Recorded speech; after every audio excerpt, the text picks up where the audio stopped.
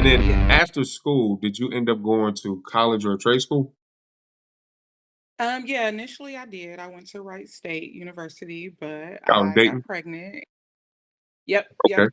So I got pregnant and I was fearful that I was not going to be able to financially take care of my child. Mhm. So I came back home so that I could find a job. So I actually have never finished college as of yet, but yeah, I initially went away to Wright State. Okay, okay. I'm gonna sidetrack because I know you went to Fort Hayes. Is that where you? Because I remember when we were younger, and and even after school, you were into modeling, and can you tell us briefly what that was like and how long you did that? Because and going to Fort Hayes now that makes sense. That definitely makes sense. Is that where that started? Probably because I was really into theater. I love theater. However, really what got me into modeling, I met Miss Black Ohio Okay. one year. Was like really into her and her journey. She was actually a plus size girl.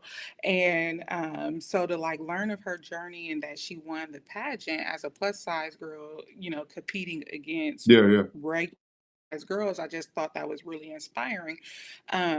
So initially, I was going to go into pageantry or into that pageant system, Hmm. and I ended up getting against it because they had to wear swimsuits, and I just didn't want to wear. I didn't want to present myself in like a No doubt. swimsuit.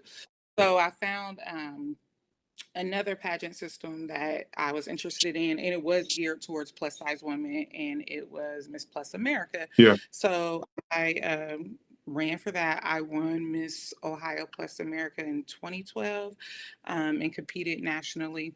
So being in pageantry is what actually like started my modeling Hmm. because people me to come and do appearances and model in different shows. So that's what really got me into modeling at that time. I remember that um, back then you had brought a lot of attention to that that side of that field because that wasn't something that people would have even me in particular I was not even aware that that modeling went and did all aspects like plus size and then Miss Black Ohio stuff like that because you only think of the modeling thing you think of or at least me you think of I don't know, magazines, Mhm. Runway, stuff like that, and it's definitely not.